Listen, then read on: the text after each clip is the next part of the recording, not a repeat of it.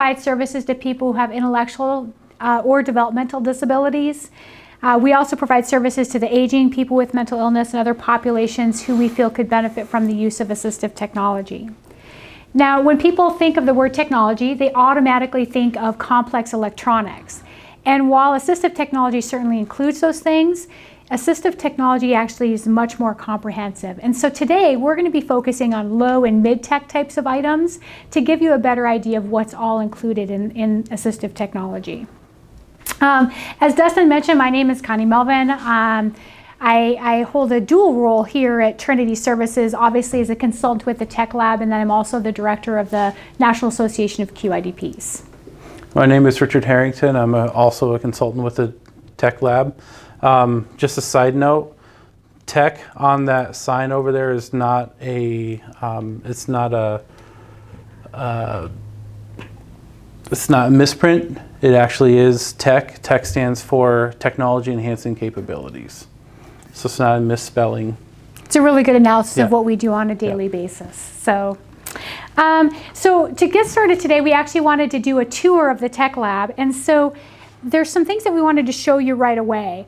We have built some things directly into the lab that are technologies that we like to show off. So one of those is actually the table that we've got standing right here. This is actually a table that is adjustable height. So as you can imagine, with people who have different height needs, people who use wheelchairs or not, oftentimes they need an adjusted surface to be able to work from. And so these tables offer that type of an opportunity. So, and then over here, for people that utilize wheelchairs on a daily basis, if they have a hard time reaching the sink, they do make kits that will bring the sink lower. Now, what I really like about this feature is as you're pushing the button down, there's actually a safety mechanism built right in here, so it won't crush the person's legs.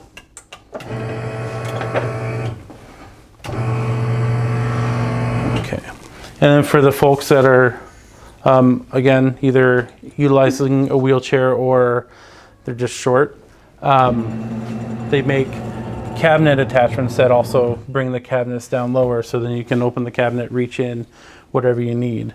And again, the same with the sink. If there is, if you have a loaf of bread or a cat or a kid or something sitting on the counter, there's a safety feature built in so it won't crush anything.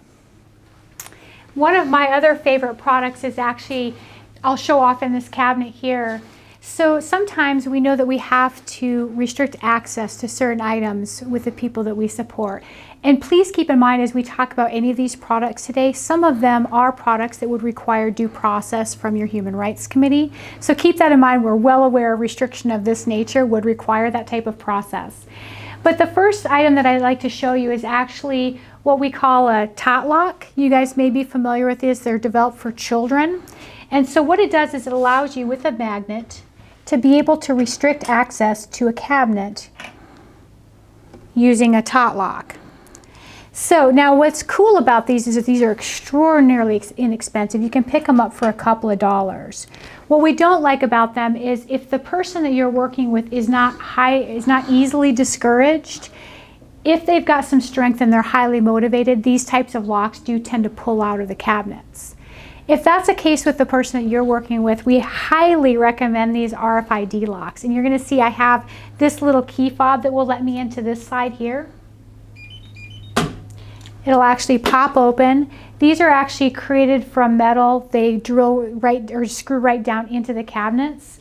Now these are really neat too because you can use fobs or cards to be able to access the cabinets, and you can use multiple cards for multiple locks. So let's say, for example, here that you wanted this key fob to operate 20 different locks. You have the ability to program the key fob to operate every single lock. Same with the MasterCard. And then when you buy these locks, I believe you get 2 fobs and 2 cards with each lock. So you can buy additional fobs and cards. Now one of the uses for this is I know our nurses here are really excited about this to be able to restrict access to medications. So that's one use that we've seen with that so far. Now, moving on from there, I also want to show you a really cool light switch. So we know that a lot of people that we support have limited mobility. And so sometimes even turning on a light is something that's really important for a person.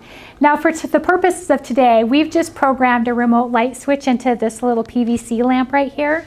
And you'll see that I'm going to take this light switch and I'm just going to tap on and tap off.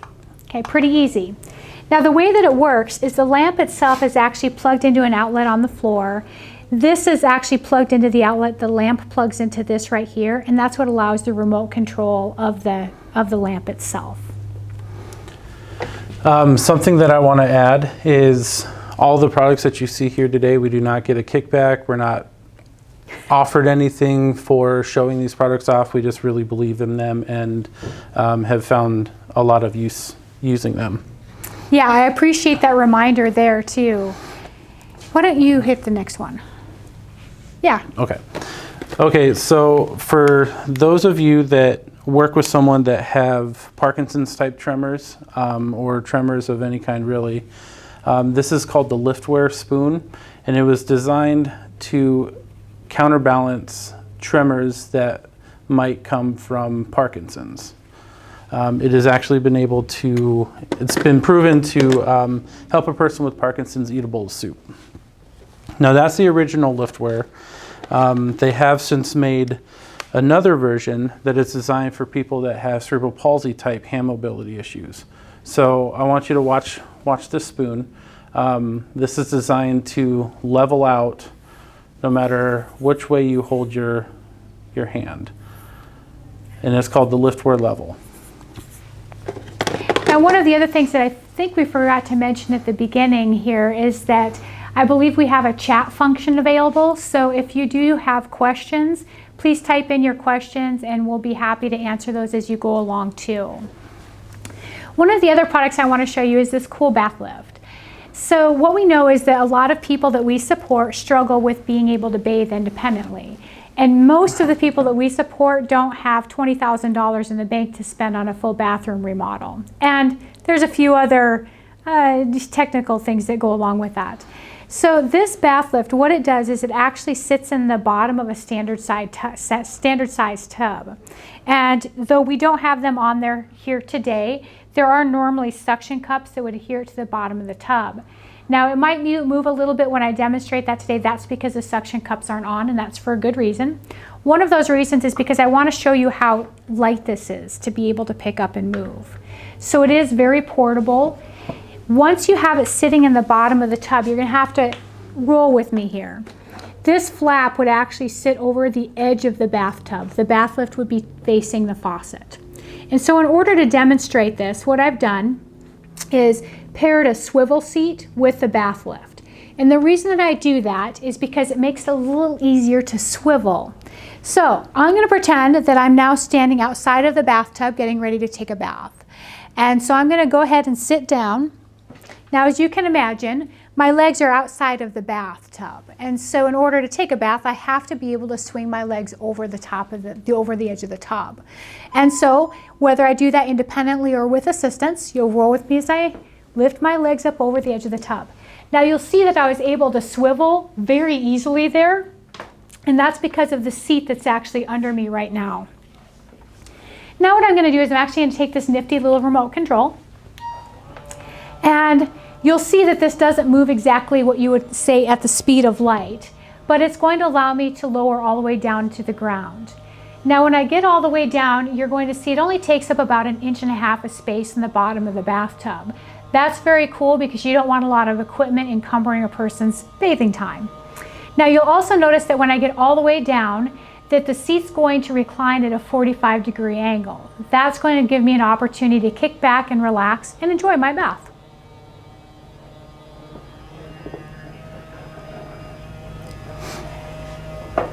Okay, so now I get to kick back, I get to enjoy my bath, having a nice time. I'm ready to get out. All I do is I just press the up button, and you'll see that we'll just reverse the process. Now, a couple of notes about this particular bath lift that I want to tell you about is it's a smart lift. That means that I can't go down unless it's got enough juice to get me back up. That means that I don't get stranded in the bottom of the bathtub. The other thing that I like about this particular bath lift is this remote control that I'm using is completely waterproof. So if I do happen to drop it in the bottom of the bathtub, that's not a problem. It'll actually float to the surface.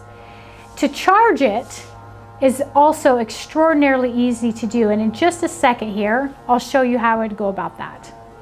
Okay, so I now raised all the way up. I'm ready to reverse the process. I just swing my legs over the edge of the tub again. The swivel seat goes with me and up I go. Now to charge this guy, there's actually just a little plug in the back. This has an adapter that you plug into just a standard 110 outlet. You charge it, pop it back in, and your battery's self-contained in here and you're ready to go again.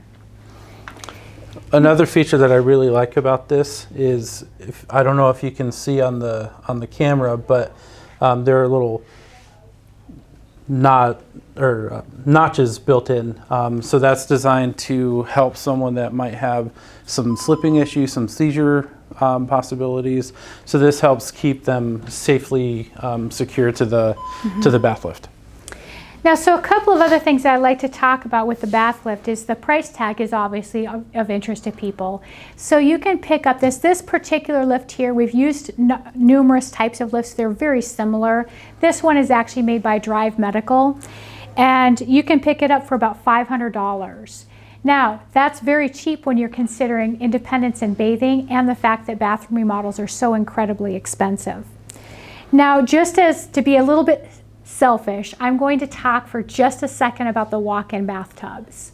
So some of you have probably seen those commercials on TV where you see an aging person who says, I can bathe independently now, and they open up the bathtub and they go sit in the bathtub and they're shown having a nice time. So while those bathtubs are cool in a lot of ways, we've seen a lot of complaints come from the people that we support because of them. And let me tell you what it is. So we're going to pretend that you're getting ready to take a bath.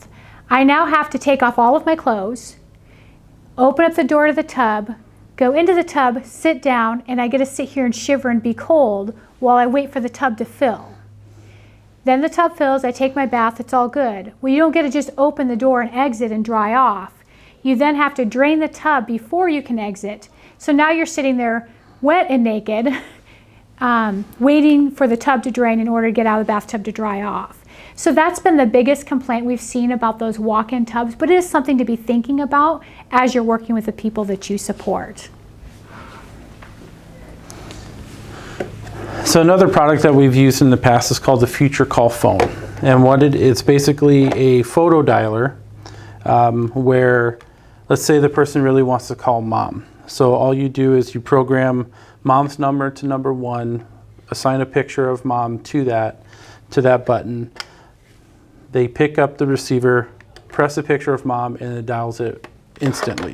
What I really like about this particular phone is on the back, you can, well, you might not be able to see, but I can see. There's actually a switch that will turn it from a photo dialer to a full functioning keypad. So if the person lives with a roommate and they don't need the photo dialer, they can make the switch back and forth. What's really nice about this is really good for people that have trouble remembering phone numbers, or they don't dial fast enough, so they get the error message and all that good stuff. Now, if you're working with someone that likes to dial 911 because their roommate stole the last soda or ate the last Dorito, there is a 911 button right here. What I like about that is that doesn't default to 911. It can be programmed to anything. So what we've done in the past is we were working with a person that had a habit of dialing 911 for non-emergency reasons, and we programmed that to a person that they really get along with, their behavior support specialist or behavior analyst. So we just recommend that any number that you dial or that you program into that somebody actually picks up, and then the person feels like their concerns are being listened to. Okay, so one of my favorite products, I just can't ever get enough of this when I show it off a tremendous amount. This is called the Freedom Plate. And so the example that we have here actually shows dividers in it. They have a number of different plates. They have the ones without dividers and they have bowls too. But the premise is the same. What it is there's a suction cup on the back of it. And you'll watch just as I press it down on the table. So now here's the impressive part. This is a pretty heavy table that we're working with right here. So now I'm going to pretend like I'm going to try to get this off of the table. Okay, so why do we like this? Okay, so there's a number of reasons we like it. So many of the people that we support struggle with being able to utilize a utensil and not chase their plate across a table. So a traditional plate will slide as a person's trying to scoop. This stays in place. The other thing that happens here is that we work with a fair number of people who, because of limited mobility, have a tendency to lay their hand on the edge of a plate like this. So what happens? Obviously the plate flips over onto the table. So it's very nice for that as well. And it's also a nice option for people who have a tendency to pick up their plate and throw it across the dining room at their roommate if they become frustrated. Now it comes off the table very easily. All you'll do is actually peel up the corner here, and you'll see that the plate will just pop off of the tabletop. Now this does unscrew. Now they've made some improvements to this product and they say that you can dishwasher wash these. We do not recommend doing that. These you can just hand wash. As they do get dirty, they get crumbs on them and such, they don't stick as well. Just run them under warm water and that'll come right off. These you can pop into the dishwasher. And then just to reassemble, you screw it back on and you're ready to go again. Now, these, we do like to offer a word of caution. Richard said earlier that we do not receive any kickback on products that we tell you about, which is absolutely true. But we do also like to caution you in some areas where there's some products that aren't as good on the market. If you go to Amazon or Enabling Devices or rightstuff.com, somewhere like that, you're going to see that there are products out there that look a little different. Traditionally, they're blue and they've got a white base on them that say they're suction cups. I'm going to tell you that they do suck, but not in a good way. So I would highly recommend that you take a look at the Freedom devices instead. They are more expensive. These run about $35 a plate or bowl. The other ones you're going to find for $10 to $12. There's a reason for the price difference. They do make other models. They make bowls, the divided scoop plates, and then just a traditional scoop plate. Mm-hmm. Yep. Hey, Tom, before you go on, we actually had somebody come on and ask a question about the chair. You bet. Power outages. Will it continue to work in the event of a power outage? Yes. Or, okay. And the reason for that is, as I had mentioned, this is actually the battery for the power lift here. And so as long as it's charged up, as I said, we just have a little adapter that we plug into a wall outlet. As long as it's charged up, it'll still operate in the event of a power outage. So I'm assuming that the person who asked that question is worried about the person they're supporting going down into a bath lift and then the power goes out and then what do? But they have the battery fully charged up, and because it's a smart device, they can still raise it up. As long as they were able to get down, the lift is smart enough to know it's got enough juice to get them back up. It's a great question. I hope that answered your question, Star. Okay, great. So far we've been talking for I guess the last 15 minutes or so about commercially available products, and we can talk all day on this stuff. But we do want to talk just a little bit about the commercially available products that we do have here in the lab. The way this works is, let's say that we're consulting with a team or a community member on a certain issue. What we might do is have them come into the lab and say, listen, we have 4 or 5 different options we think might work for you. And so in those instances, they'll be able to come into the lab to try out the bath lift, to try out the liftware, before they're actually making the decision to invest dollars into purchasing. And the reason that gets so important is, we'll pick on the bath lift and the liftware for just a second. As I said, this is a $500 device. I'm not making light of that, but that's pretty inexpensive when you're talking about lift equipment.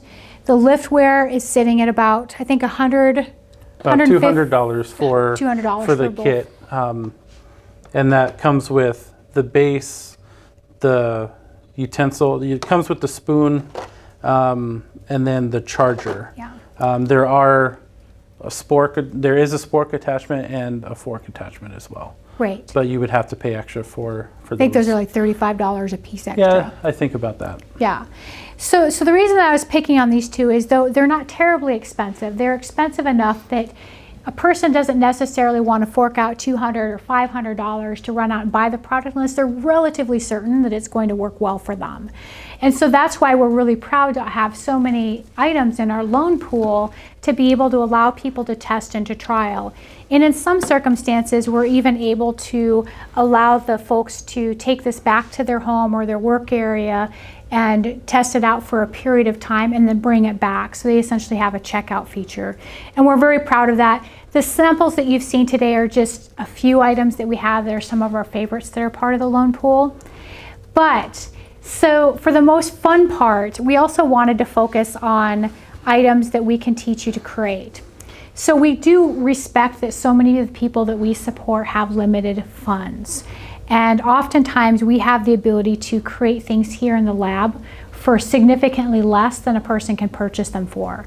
So we have a number of items that we'd like to show off today. And I guess, are we going to start with morph or acrylic? Yeah. Okay.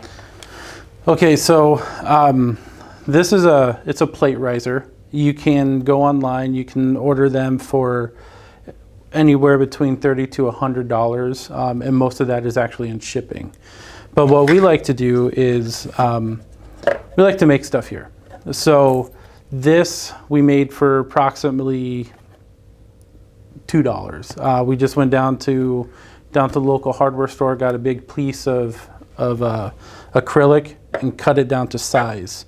And what's nice about doing this is we can make it customized to the person's individual needs. Some people may need to have it higher, some people may need to have it lower. So what the plate riser does is, let's say you're working with someone that hunches over while they're eating and it's just ergonomically bad and uncomfortable. So you put a plate on there and it instantly raises it for the person. And it's incredibly easy to bend. You just need a lighter and a piece of acrylic. And I will just demonstrate real quick. I'll just do one bend, I won't do the whole thing.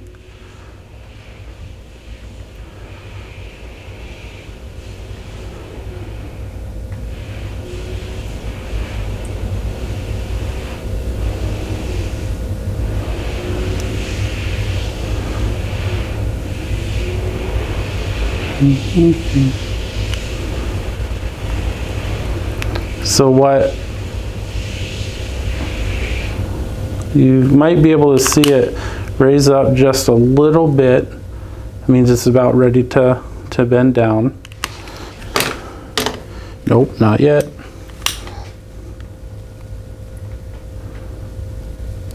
Now, when you purchase these items from the hardware store, you can purchase them in large sheets and in different thicknesses. And I believe we're using an 1/8 inch acrylic here that you're melting or bending. You can get them in thicker sizes. Obviously, the thicker you go, the more durable the acrylic. Now, sometimes people ask us, how do you actually bend or how do you actually cut the acrylic? There's actually these little acrylic tools called claws, and those allow you to be able to score the acrylic and then you snap it. So you just bend it just like that. You hold it in place for a little bit, and as it cools, it rehardens. Yeah, so that's very easy to do with just a lighter. I'm not going to admit that we use a torch here, but you could also use a torch theoretically. Yeah. As long as you're being safe. Yeah. As long as you're being safe. Yeah. And so, for example, you know, some of the other things that you can make with acrylic, this is actually just a little phone stand. So, Here. yeah, that'd be perfect. Or, you know, we have some people that choose to use them as a business card holder. So those are a couple of ideas of how you can use acrylic in the way that Richard was just working, but there's a couple of other examples we wanted to show you. Yeah. So some of the people that, oh, go ahead. So we were actually, quite a while ago, we were working with a person that used arm crutches as their primary means of mobility. And they were leaning the crutches against the table and then he'd slip. She would trip, she would fall trying to pick them up. Other people would trip over them. So what we did was we were able to make something similar to this that just sat on the edge of the table, and then the arm crutches would go in between there to keep it from sliding off. Now what's nice about doing something like this, again, you can go online, you can find something similar, but it actually has to screw into the table. This is completely portable. It's designed that way. And on the top we actually have this material that Connie will show. Yeah, this is actually a material called suction cup tape, and you'll see that it actually comes in large sheets. And what it is on one side it's a traditional adhesive material, so a traditional tape, and on the other side, this black part here, it's actually millions of little suction cups. And the reason that we like this is you'll see it's actually on a corner of the plate riser as well as the cane holder. What this does is this creates a suction cup essentially to your surface. So on this particular corner, you'll see that it's a little dirty, but the plate riser doesn't move. It's a non-skid surface. And so that's the same material that's on that cane, or on the cane holder as well. But if it gets dirty, you just wash it off with mild soap and water, and it should start working again. Yep, absolutely. So we do have one more material to show you. While Richard's actually heating up the water for this, I can tell you a little bit about it. I normally don't get to talk about Instamorph. He's pretty protective of this, so this is a treat for me. Instamorph is actually a moldable plastic, and you'll see it here in this bag. And what it is there's little tiny pellets inside of this bag. And so just to give you an idea of what this looks like, they're just small white hard pellets. And what he'll be doing is he's actually heating up a little water in a hot shot. It'll come out about the temperature you would get out of your Keurig. Okay. And what he'll be doing is actually taking some of these white plastic pellets and dropping them into the hot water. So as Connie said, it's a moldable plastic. What I like about it is it's non-toxic. If you can see in there, they kind of clump together and it'll turn clear. And then you drain it and you just mix it like you would Play-Doh. And you can morph it into any shape that you want. There are pigment packs. So if you want to have blue Instamorph, there's blue. The pigment packs come in yellow, red, blue, and black. So then you can mix and match the colors too. So if you want a purple, just mix blue and red. Yeah. So that's where art class comes in. You know, art Yes. class from when you're in high school comes in. Yes. Does it thing? So people I learned a always- lot about primary colors when working with Instamorph. So, you know, people always ask, well, what do you use this stuff for? So many of the people that you support, I'm sure, use built-up eating utensils. So those can get a little costly. So you'll see this one here has actually been morphed to my particular grip, just a little Instamorph on a traditional utensil. Now, one thing I will caution is, let's say you're using it for an eating utensil. Instamorph is remoldable, so we recommend hand washing this, because if you were to throw it in a dishwasher, then you would have Instamorph in your heating element all over your dishwasher, and it will stick to other plastics, so that would be a very bad thing. Any maintenance departments or significant others may not like that. So highly recommend hand washing that. So one of the other ways that we like to use this is many of the people that we support have limited dexterity, and so sometimes using a traditional key is difficult for them. This is just a built-up handle on a key. So just one more method for being able to use Instamorph. It's really nice for making fidgets, so if you're working with someone that likes to fidget or has trouble keeping their hands still, it really works to make durable fidgets. And just to show you how durable the Instamorph actually is. This is a chain that I made out of it. I'm going to have Connie hold part of it. This is where the trust factor Yeah. comes in here. Alrighty. Now I'm going to pull. Now, I'm really glad that worked, because normally with our luck, It would, because bust in we're the middle. recording live and Yeah, everything. Right. So again, with the fidgets, here's a couple of examples. You can make little fidgets like that. Can tie knots into it if you get it good enough. You can braid it for the people that like to braid. This is I'm sure people remember the spinner craze that happened not too long ago. So this is using a skateboard bearing and Instamorph. You can make your own spinner fidget. Now, one of the things that we hadn't mentioned thus far, I don't think, is the Instamorph is a non-toxic plastic, so that's why it's safe to be able to use for eating utensils. And also, as you use them for fidgets, many of the people we support have some sensory needs, and they tend to mouth at items. So the Instamorph is a really nice option because it is non-toxic. It's not going to harm a person if they do happen to chew on it or consume small pieces of it. One caution that I will, if you're going to use hot water, highly recommend using ceramic or glass mugs and a metal spoon. Otherwise it will stick to styrofoams or other plastics and things like that. And it is, again, it's remoldable, so you can use any heat source. So just to kind of show you, I promise everybody that's viewing I'm not a pyro, but fire's cool. So I don't know if you can see that it turned clear. And then I'm just going to change the way that looks. Now, again, another cautionary tale.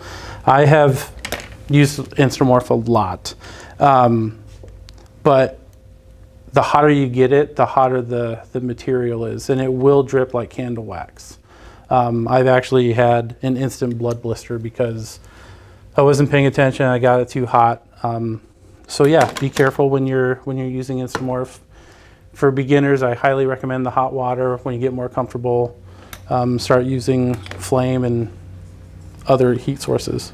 So I think probably, again, as a word of caution, I know one of your favorite heat sources to use with Instamorph is a heat gun. Mm-hmm. Those do work exceptionally well, but again, we recommend that you get a little more... Pair it with a microwave plate or some other heat-resistant tempered glass. Yeah, so just be aware that you can use a heat source like that, but just ensure that your skill is there because that does get very hot. You will get blisters if you're not careful. A couple other things that we wanted to show you that are kind of creative, I think anyway. So at one point in time, we worked with somebody who had a 30-pin plug for their phone. And because of their mobility issues, they struggled with being able to put the charger into the phone. And so what this is actually a charger that's been built into Instamorph, and it allows you to hold it, say maybe with a physical impairment, and be able to plug the charger in because it just guides the phone directly in place. So that's another way that you could potentially use Instamorph. We've worked with people that have wanted to administer their own insulin. So what we did was they had some grip issues. So we went to the hardware store, grabbed a broom clip, attached made an Instamorph handle. Then the nurses just had to dial in the amount of insulin that she needed, pop the insulin pen into the clip, and then she just had to hold it like this, press the button, and she was able to administer her own insulin. So, we were working then with a group of people who had one of those water dispensers in their home, and the dispenser kept breaking and people weren't able to use it because the handle was too small. So this is an example of how this dispenser was created so that the handle is large enough that a person with a mobility impairment can use this. Or, sometimes if you're incredibly clever, you just like to make very pretty things. And so this is an example of how you could potentially create something very pretty using Instamorph. So yeah, Connie said we could talk about commercially available products all day, but I could talk about Instamorph all day, so we won't. I think we'll start to move on.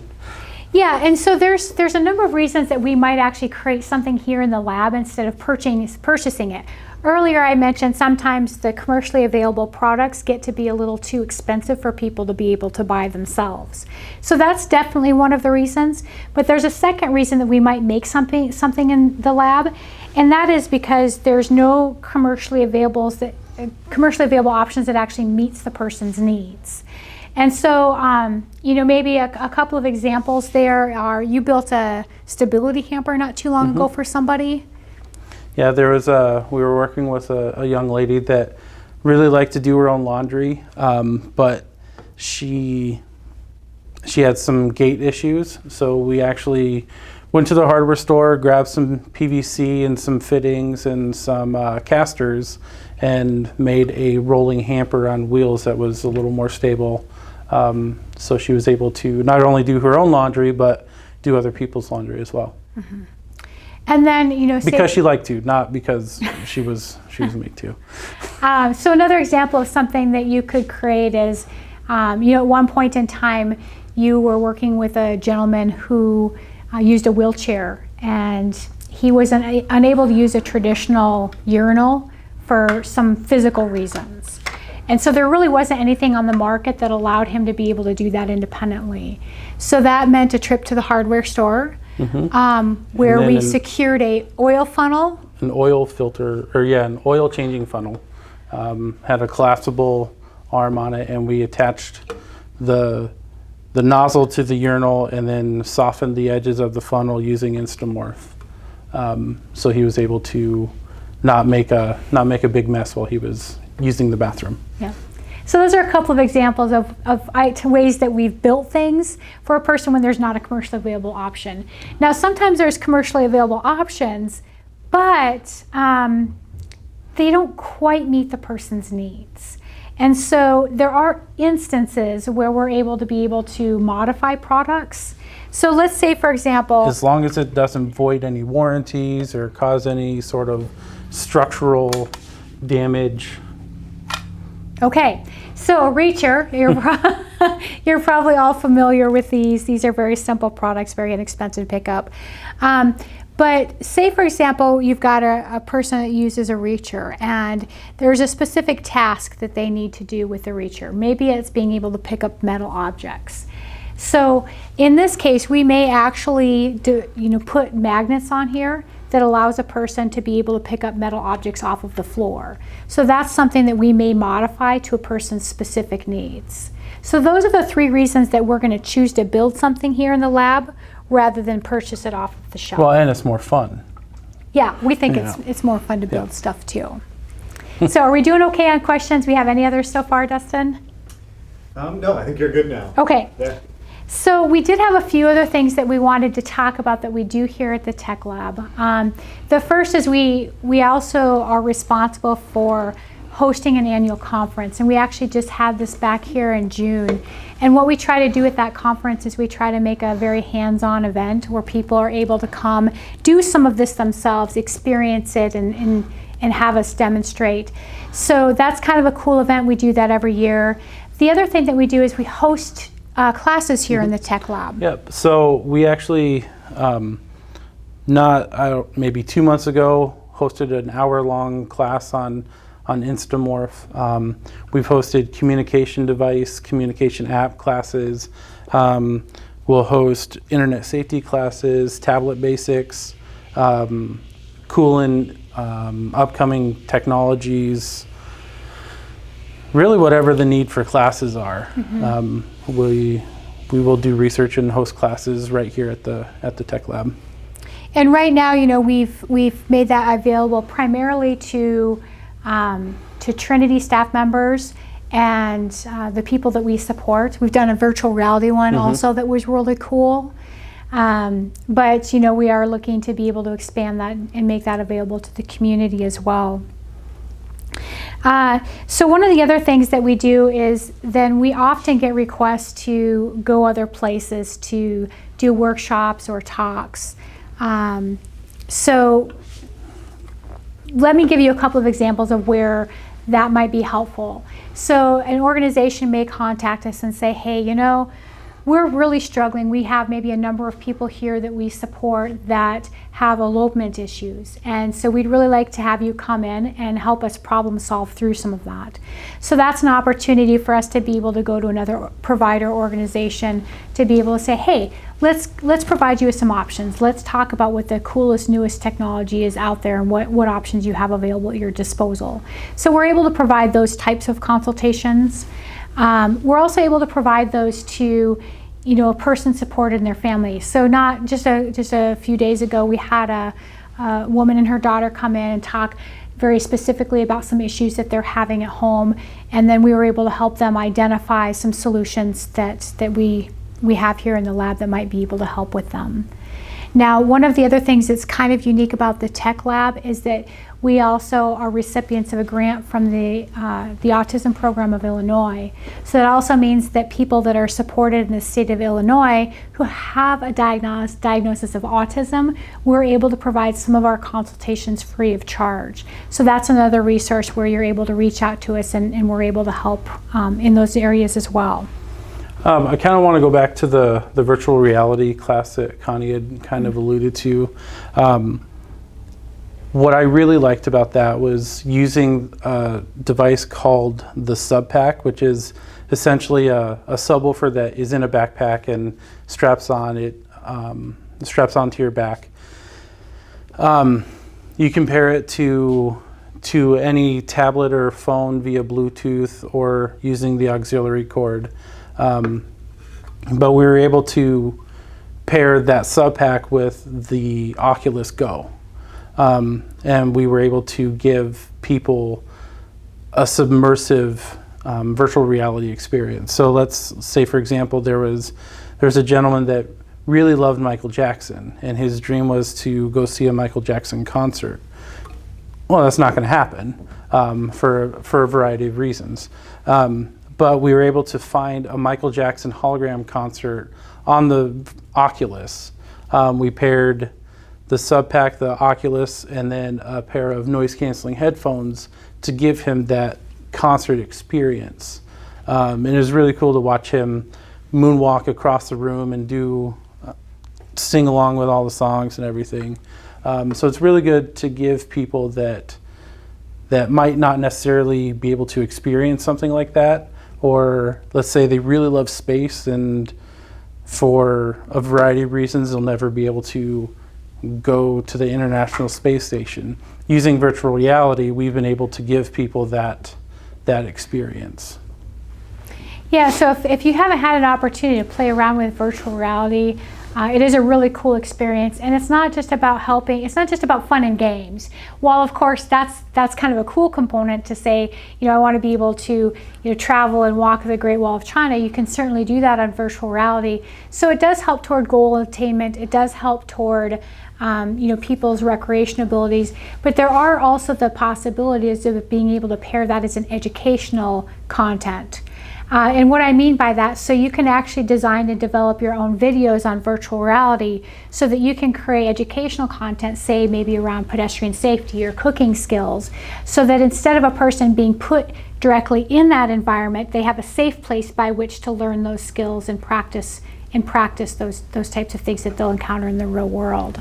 It's also been used to help to alleviate any fears. So going back to the submersive experience, let's say you're working with someone that has severe social anxiety, but they really love music, and the odds of them being able to go and experience a concert slim to none because of the social anxiety. Using that submersive experience, you can give them that opportunity to see if that's something that they would actually like to go and do, or just to try it out. Absolutely. So I had mentioned that there were a couple of other things that we do here in the TEC Lab. One of those is that we do have the ability to be able to host workshops and events for other folks. And so we do travel across the country and do that. It's everything from a hands-on workshop where people, is a half day or a day event where people get to roll up their sleeves and they get to try their hand at molding Instamorph or bending acrylic and making some actual products. And sometimes those conferences or those presentations are more lecture-based, which you find more in a traditional classroom setting. Of course, we always love doing the hands-on because people they love to get outside of their normal traditional day-to-day routine and experience those. But that's kind of in a nutshell, what a lot of what we can offer here at the TEC Lab. I know we have a million other products we can show you, and we can spend a little time yet doing that today. But do you have any questions for us, or Dustin, did you have any that have popped up? Yes, so hello everyone. The one question that has come up since I was up here last was, what other lending libraries or options are there for people to go out and actually, get some of this stuff to use and play with before they make a purchase? And it's a great question. So each state has an assistive technology program. And so in Illinois, it happens to be the Illinois Assistive Technology Program. They're based out of Springfield. Most of these programs in each state do have some lending library available.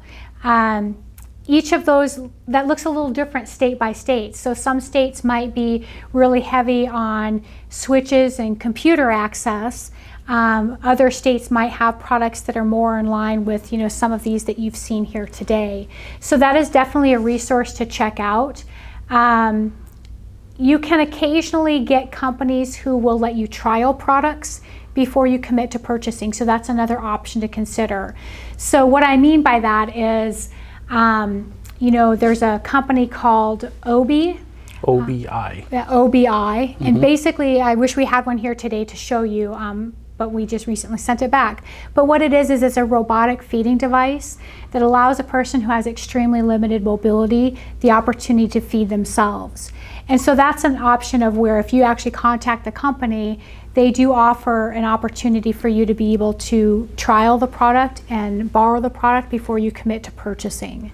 For those of you that are curious about what it looks like, you can hop on to YouTube and check out some videos, or go to meetobi.com.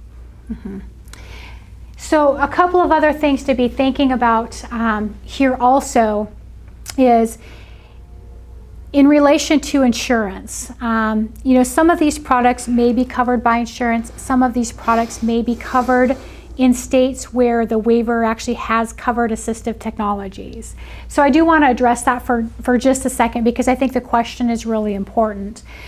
Some states have dollar amounts built into their waivers, where they say, okay, each person that is receiving waiver services can maybe qualify for $1,000 a year, or whatever that number is. Just kidding. There? All right. Yep. So in those circumstances, the person may be able to purchase, or the provider may be able to purchase on behalf of the person, an item that will go toward that dollar amount that's been set forward. So say, for example, if you have somebody that could really benefit from this piece of liftware, then $200 of, say, that $1,000 would be eaten up for the year. The person now has $800 left at their disposal. So do be aware that some waivers allow that. Now, the other thing that I wanted to mention, in states where it's not covered under your waiver, my best advice there is to advocate for that. So, make sure that you're letting your representatives know that this is something that's needed, and really advocate for inclusion of assistive technology in your state waivers. That being said, there is also the opportunity to have insurance pay for items. So let's say, we'll use the OBI again as an example, or this bath lift as an example. So let's say, for example, that you are working with someone who has some mobility impairments, and they have an OTPT that they see. The OTPT in some circumstances may be able to submit a recommendation for a bath lift or for the OBI, and depending on your insurance type, your insurance may cover the cost of that particular equipment. So that's something else to keep in mind as far as being able to acquire it. But what I really like about the question that you asked, Dustin, I really appreciate that, is trying before you buying is such an incredibly important thing. And so sometimes we also find that what we do here is that we make items first to find out if it's going to meet a person's need. And then if it does, they may want to invest the dollars into a commercially available product. So that's another option, is to take a look at what can I create or build at home before I commit to purchasing something like that. Yeah, I think that makes a lot of sense. That way you're not having to go out and learn 4 different devices to see which one's going to work. You can really kind of customize something to, yeah. Exactly. Yeah. And you know, one of the other things is talking a little bit about devices, is that one of the devices that's traditionally not covered under insurance are communication devices that have another functionality. So what I'm talking about here is tablets and smartphones and some of those types of things. In circumstances where they do get covered under a person's insurance, what we find is that they have to be essentially wiped of all other functionality. So say, for example, you need a person that you support could benefit from a communication device. If an OTPT prescribes that and they're able to get your insurance to cover it, they basically have to wipe the device of all their functionality. So you can't take pictures on it, you can't email on it, can't listen to music, you can't do all of the other cool things that you can do with those devices. So regardless of what I think about that, that is what is currently in existence right now. So a lot of people have chosen to go the route of purchasing the device themselves or relying on grants. So an example of this is here in Illinois, the ARC actually often sets aside dollars that allow for purchase of tablets for people supported to use for a variety of different reasons, and communication being one of those.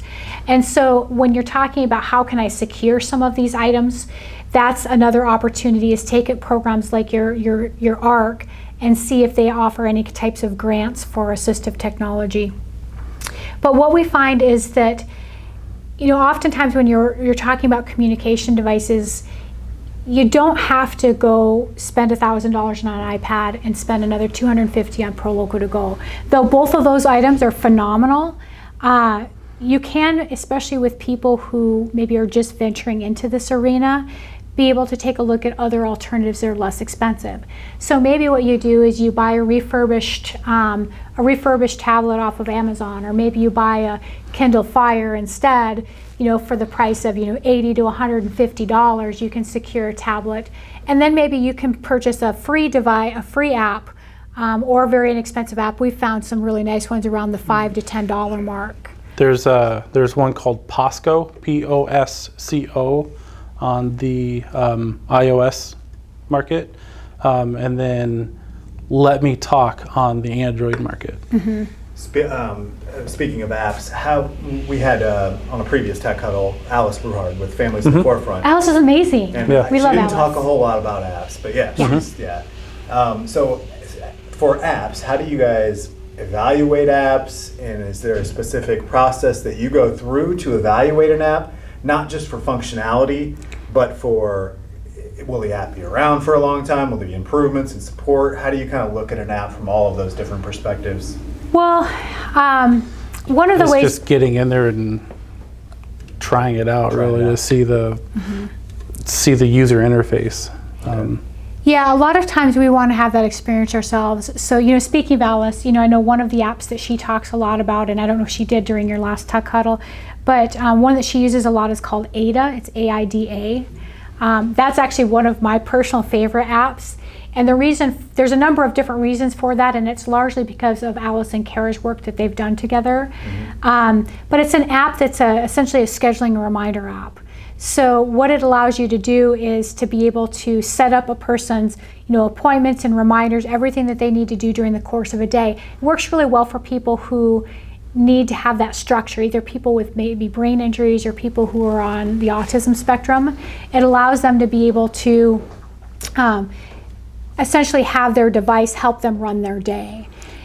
And what I like about that especially is you don't have to be in the app to get a reminder. So no matter what app you're in, if you're playing Super Mario Run or if you're watching a movie on Netflix, a pop-up notification will display saying, hey, it's time to take your medications. Right, exactly. Or, take a shower or whatever. But what we found is it's a good question, Dustin, because what happens is that when people need assistance with something, they come to us and we sit down and do a very individualized evaluation with them. So, let's go back to, maybe somebody who does elope, okay? So the team may come to us, the person may come to us, and they'll talk a little bit about the unique situation. We don't have like a resource where we say, okay, here, if you're struggling working with someone who has a limit, here's 5 things that you can do. We're going to sit down and say, okay, what's the person's unique struggles? What are we specifically trying to address? Is this someone who gets naked and then runs out into the street? Is this somebody who gives you warning before leaving the environment, etc.? So what we do is we get very specific with the individual, and once we have an idea of the scope of the issue, then we'll go in and we start doing research and saying, okay, so based upon what we learned about the person, here's maybe the 3 products that we can explore further. Sometimes we have those available in our loan pool so that we can give to the person and they're able to try it out for a period of time before purchasing it. But that's kind of how we do the same process with apps. So if a person is struggling in a particular area with an app, we're going to go back and we're going to research what's available. We're going to be taking a look at what do the reviews look like.